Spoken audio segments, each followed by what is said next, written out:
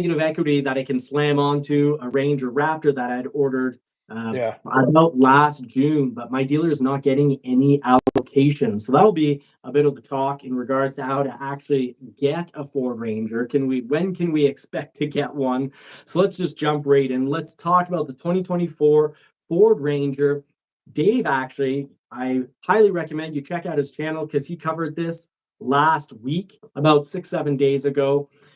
He covered how there's actually Rangers built, but sitting around at lots. And I think photos like that can frustrate some, but I think you did a great job of explaining what's behind it. So do you want to tell us a little bit about that? Yeah, so if you read any of the forums or any social media on any of this stuff, people, they job one, I think, was January 4th. And what job one, if you're new to that, means production officially starts for that vehicle and they'll go into, full production. Now that doesn't mean they just start ramping up in 1,000 a day.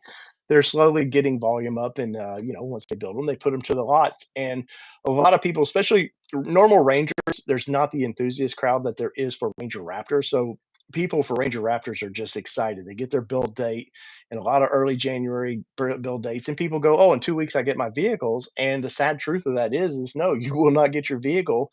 And Ford they've had a quality issue now. And when I say quality, I don't mean that the cars are just junk. They've had some in manufacturing itself issues where they may build 10 in a row and then somehow something gets scratched on one of the cars through production, and they're just tired of having to deal with this kind of stuff.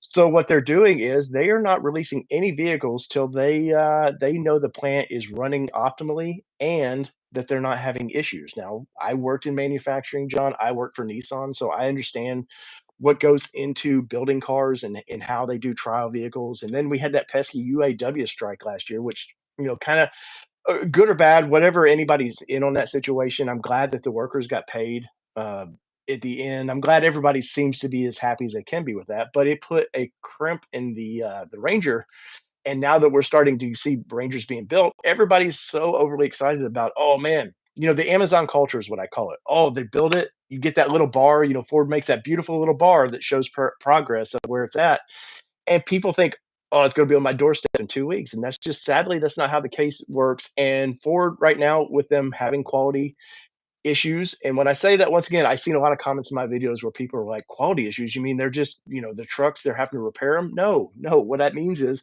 they want quality of the plant. They want everything operating optimally at that plant, and what'll happen is they'll give the okay to buy or okay to sell, and of course, John, I know you know what that means, but your audience may not.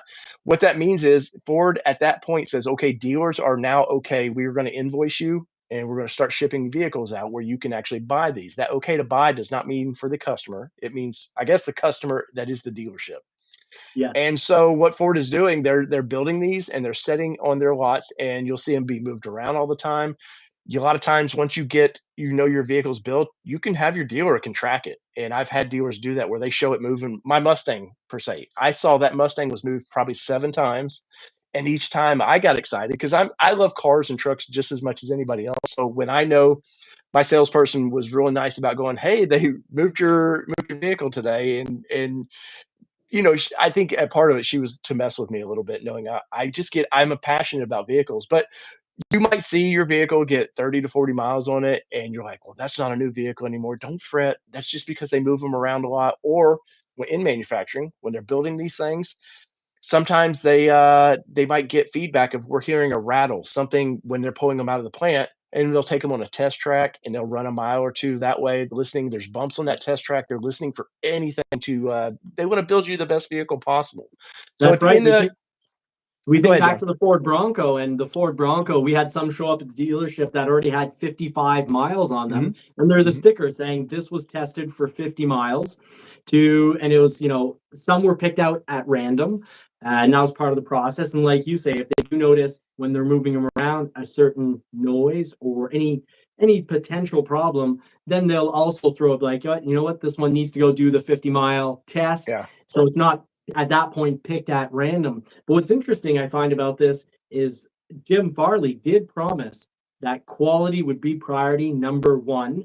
And Mhm. the overall result of this is we're going to get Ford Rangers with less recalls once they show up to the dealership and once they're actually in your yard. So, it's pretty frustrating we've heard this with we've heard and seen this with the Bronco. Some Broncos would show up at the dealership, and then we can't deliver them. They Mhm. got blocked. We've seen it for various Lincolns, and that's Ford blocking the vehicle, saying, you know what, the dealership, you cannot sell this. We saw last summer I saw it with some Super Duties, and we couldn't deliver them sometimes for Didn't up to Lightning two have an months. issue like that as well? Something about on the light bar of Lightning, they were having Yep. issues and And that's an amazing point. We think about when Ford was holding back some Lightnings at the factory, one actually caught fire. And the reason mhm, Ford was holding back a big bunch of Lightnings for about 2 weeks, we were sitting back looking into the system within Ford saying, what is going on? We've got some Lightnings not moving. Why can't we have them? And like you said, you made an excellent point. Ford is making sure that things are, A-OK in the case of the Lightning. They clearly maybe had a suspicion, kept a block of them.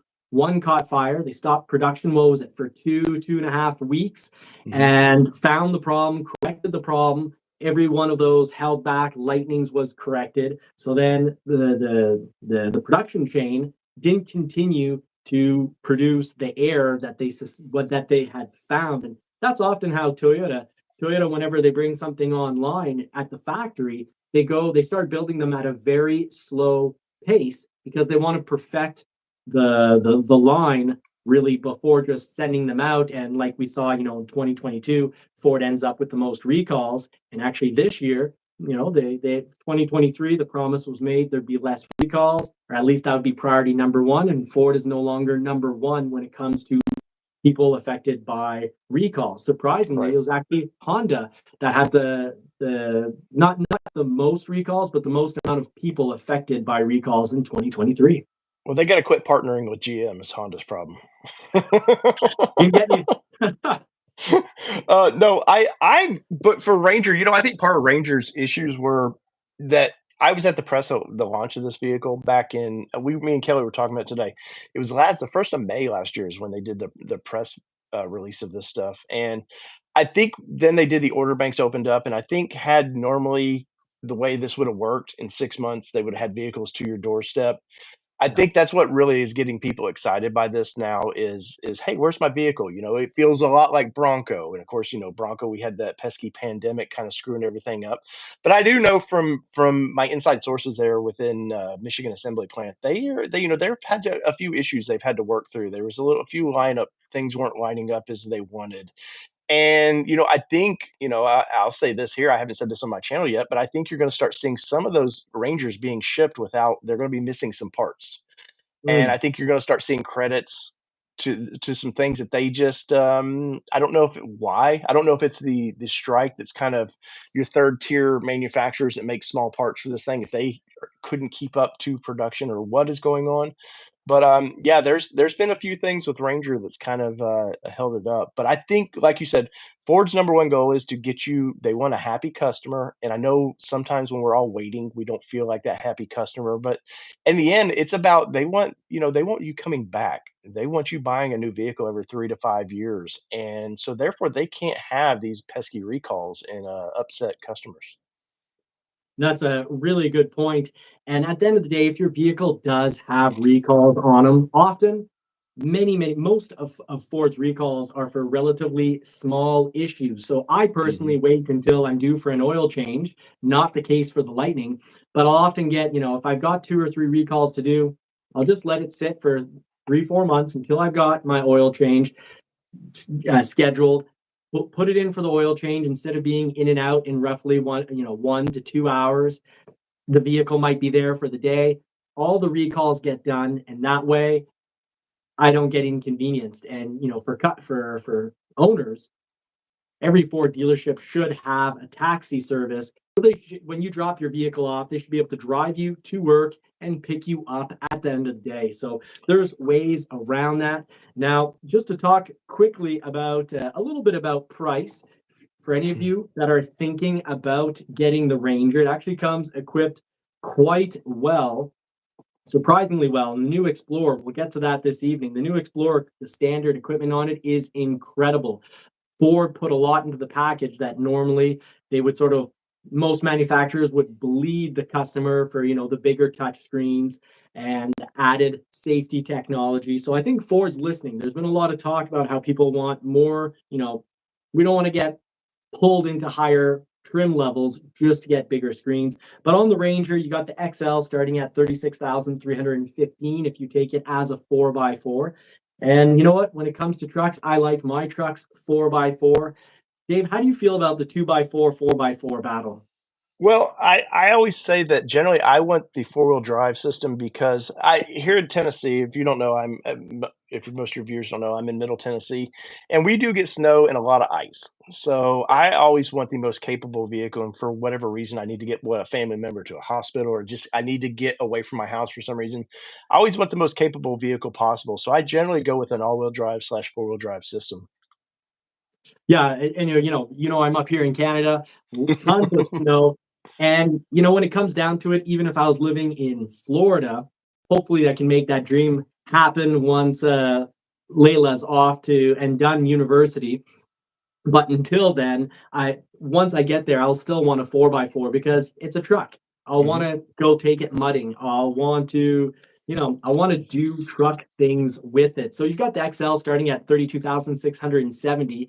And if you do want to go 4x4, well, you're adding roughly $4,000. And I think it's worth it because you'll get it back when it comes to resale. Now, if you keep your vehicles for 20 years, or really anything over 9 or 10 years, but I've taken in 15-year-old Ford Rangers and still got much better prices for that Ranger when it's 4x4. You've got the XLT, and that's sort of me personally, I would get a 4x4 XLT. They now come standard as sport models. You can see it right there in the picture. That's how you're going to get your Ranger. You're going to get the darker mags. Ford previously, they didn't make very many 2023 Rangers. You actually had to pay to remove the chrome. Yeah, Now you're wow. getting the standard, which I think is a good move. How do you feel about that? I was pretty excited, so I got to like I said, I got to see these at launch, and they had the XL, XLT, and a Lariat, and when I got to see it, and of course, the Raptor as well. And I think the XLT is probably the best value. The only bummer about it is you got a key instead of remote start. You don't have the complete, you know, fob where you just walk in your vehicle, push start and go. You're still stuck with a key, which is I know that sounds like first world problems really, but I'm so used to having a fob now in every car I have. It's kind of Yeah, awkward to have a key again. But the cloth seats in the thing are super nice. The interior of the vehicle is just as nice as the Lariat. I actually prefer me and Kelly talked about it when we were looking at these vehicles. We actually preferred the cloth over the kind of vinyl leather seats that the Lariat was going to get. And I think, once you add what's their offer? The FX4 package, I think yep. that's gonna be nice.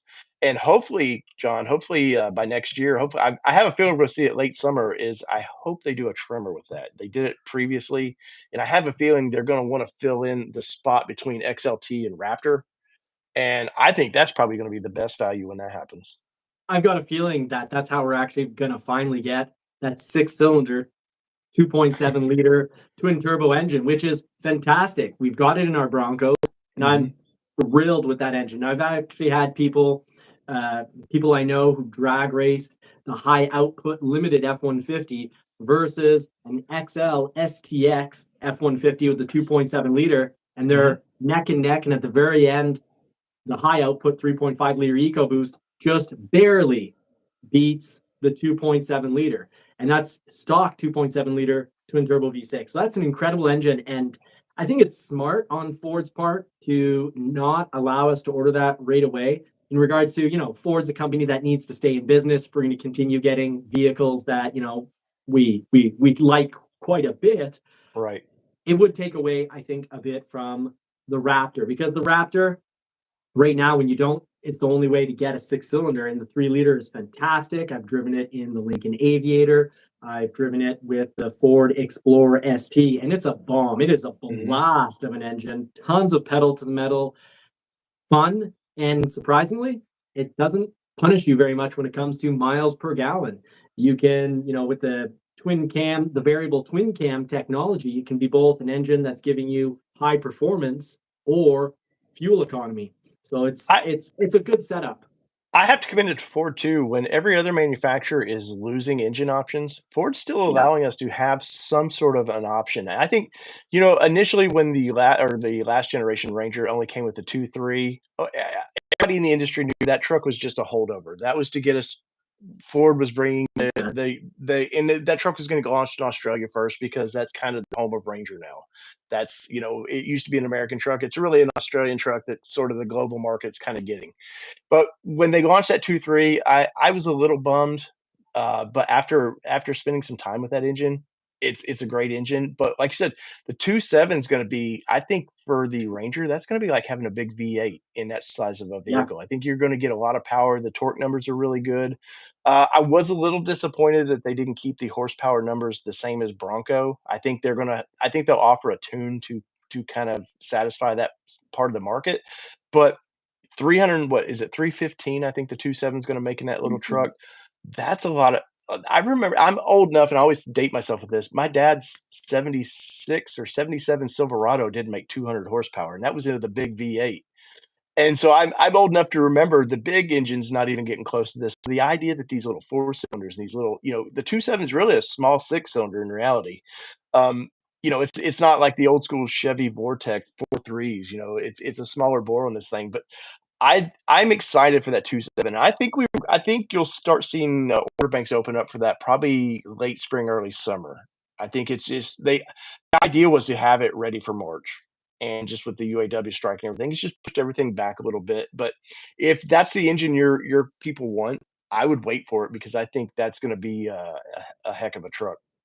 And now I'm wondering, at the end, is it gonna turn the XLT into an incredible bargain and be an engine option at, Mhm. $2,000-3,000, just like the F-150 with all its choices of engine options? Or are they gonna save it for the Tremor, and the Tremor, like you said, would be a fantastic in between the Raptor and the Lariat, and well, XLT or Lariat, because if you look at the F-150, you've got the 401 Tremor F-150, which is Mhm. essentially a Sport 302 XLT bumped up or modified to Tremor.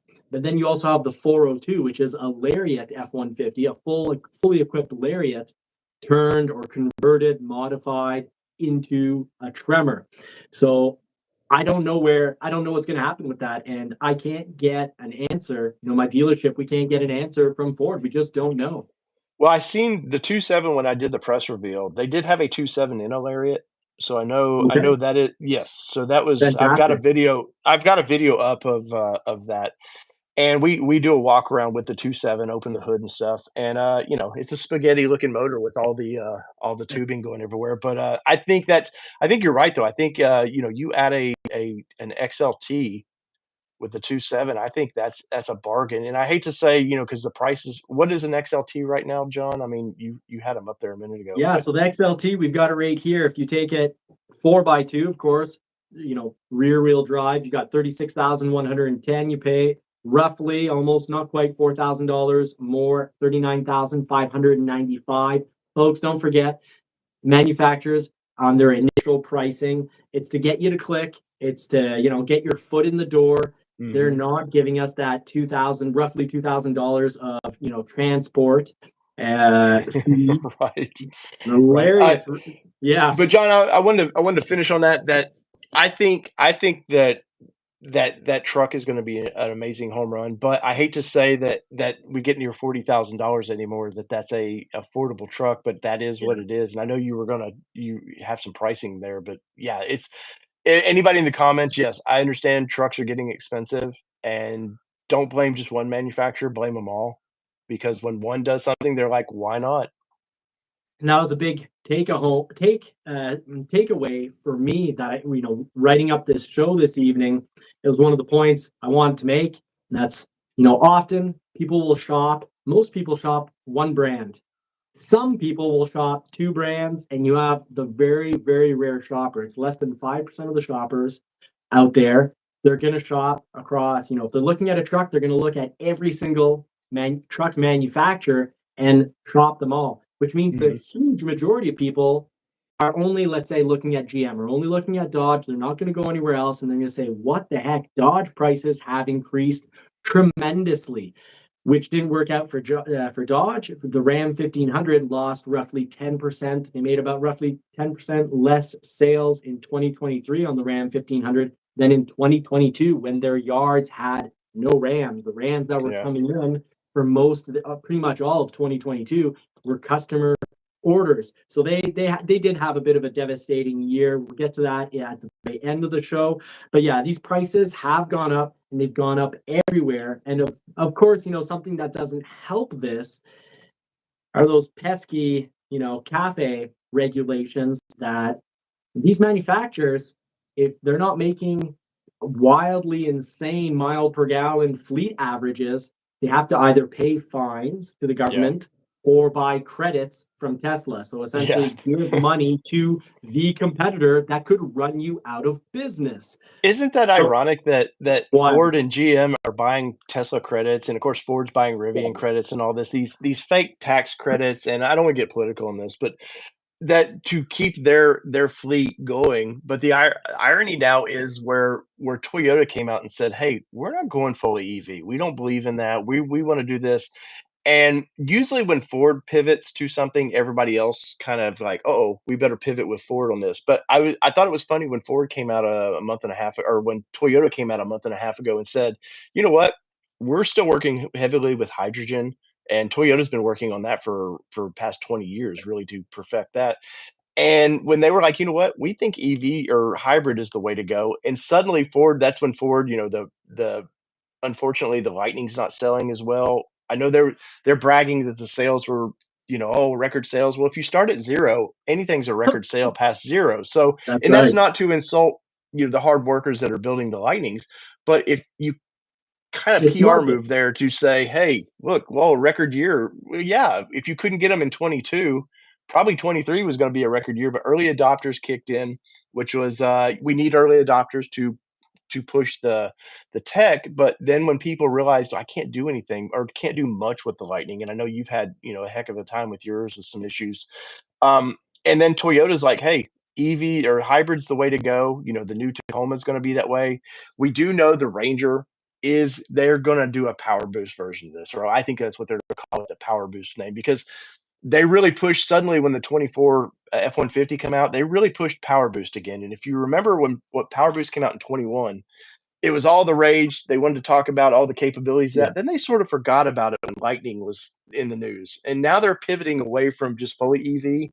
And I think next year, probably late the end of the year, we hear about this where you hear about a power boost Ranger. I think that's gonna be a lot of fun, but also think it's gonna be about a $55,000 mid-sized truck. So hopefully all these manufacturers have learned, hey, you can't force your adopters to go fully one way or the other. Give them years to adopt. I think hybrid for me is the most exciting way to do that. Absolutely. And we'll get to the Ranger. I want to get to the Ranger plugin in just a moment because there's some news from Europe about that, and it is exciting news because it will be the version with the most amount of torque, more torque than the Raptor. Just to finish up a bit of pricing for those that haven't ordered yet, we do have that Lariat at 43,630. 47,115 if you take it 4x4, which would be my recommendation. Even if you live in a warm climate, you own a boat, you're going down a boat ramp, let's say you're only rear wheel drive, you've got weight on that rear hitch. Sometimes you just don't have enough traction because of gravel at the boat ramp, that you're in an embarrassing situation. You're asking someone to pull you and your boat off the boat ramp, so not always ideal. Then we've got the the Ford Ranger Raptor 3-liter V6, incredibly powerful and even a much heavier vehicle, the Lincoln Aviator. The Mhm. Ford Explorer ST, I've driven them. Great engine, great transmission, tons of fun, and you're starting at 55,470. Of course, about an extra $2,000 for what every manufacturer is calling that essentially the transport and handling fee. Yeah, here I think it's what 15 in the United States. I think $1,500, something like that, which is it keeps going up $100 every year, which is Yeah, ridiculous. yeah, it hurts. It hurts. At least it's an average. Imagine And it hurts people living right by Michigan. So these Yeah, things are built, but then for people that live far away, imagine if you're paying 5,000 in transport and handling. yeah. So Well, we've got I the think it's fair, definitely. yeah, I'm happy that it works out as an average. Of course, I don't live right beside Michigan, and people who live in Michigan and even build them and then pay for this transport fee, they're probably less happy and feeling like it's less fair than you and I that kind of live a ways off. Yeah, how would you like John, how would you I don't know if you ever remember this when the Bronco was being starting to be delivered, the people were fussing about that $1,500. I think it was 14 at the time. They were fussing that some of these deliveries were right there's a Ford dealership right across from the plant, Michigan Assembly Plant, and they're like, "Why am I paying these fees and all this?" And you're like, "It has to average out, man, trust me." Yeah, they probably made good money on your delivery, but guess what? Goes out west, they're not making that money. Alaska, what would Alaska be paying? Nine, Right. 10, $12,000 in transport? Like Right. they wouldn't be they wouldn't be buying new vehicles for you kill the market. But great news for the Ranger in Europe. They did announce the from what I can tell here over on Motor Trend, we've got the 2.3 liter four cylinder, with the 10 speed modular hybrid transmission. We're looking at 18 kilowatts. They're hoping, we're all waiting to find out if this will ever come to the Bronco. Uh, as far as I know, I'm still waiting for a date for when Europe is going to get this. But a Ranger 2.3 liter, you look at this vehicle weighing what, roughly 4,500 pounds. Already, it's going to be your Ranger Raptor. I look forward to your videos because what is that? In the Aviator, it's 400 horsepower, 415 pound-feet 406, of torque. I think 405, 406 in the little truck. Incredible sound. Yes, sound great. So in a truck that weighs a good amount less than a Lincoln Aviator, this thing is going to fly. So Ford did introduce a Ranger plug-in hybrid already for the global market, just not Canada and the U.S. unfortunately, but we're going to get it eventually. They need to bring down, because of those cafe rules and that form of taxation, we can invented taxation. Manufacturers need to sell things that that get over 50 miles per gallon. With Lightning sales not going to the level that they had projected, they're going to need to come out in a hurry with vehicles like the Ranger Raptor. Mhm. Sorry, the plug-in Ranger and the plug-in Bronco, based off that 2.3 liter. And usually for economy of scale, for cost effectiveness, usually it's all about volume. I'd be very surprised to see a different variation in the Bronco. I highly, highly suspect that, since it's a 2.3 liter plug-in Ranger, that's what we would get in the Bronco. Do you think there'd be good chances that Ford would actually put it to the 2.7, or do you think they'll, I think they'll stick with the smaller displacement engine because you want for fuel economy. You wanna give that part of it is the best, the best chance at good fuel economy, but I don't look for the plug-in hybrid to come to the United States. I look for it just to be more of a dedicated hybrid. I know I've in trucks especially, I've never seen the excitement for plug-in hybrids because I've done time with the 4xe stuff from Jeep, yeah, and it's always disappointing to me. I know the little 2-liter, four-cylinder they put in that is a nice little high output four-cylinder, but if you've never driven that kinda tech, it's the braking puts you off a little bit, that regenerative braking, and some of that just it doesn't make it fun. And for a pickup truck especially, I personally, and this is just my opinion, I don't the hybrid is the way to go. And plug-in, yeah, you're gonna get that pure 40, 50 miles of range, but at the end of the day, that's not much range, and trucks are made to work, yeah, and and it's I actually don't worse. It's 28. They're okay. talking about 28 miles of all electric And that's range. So just a really, political thing. That to yeah, make it that is. thing a plug-in, that's Yeah, and once again, I'm not choosing a side on that, but that is to satisfy a government is basically what yeah, that is to do, and absolutely. you're not giving the customer a great option. So I think if they were to do more of a hybrid here in the United States, and if you when you get your first Rangers, John, you're gonna see under the rear seats, there's a battery, they're waiting to put a battery under there.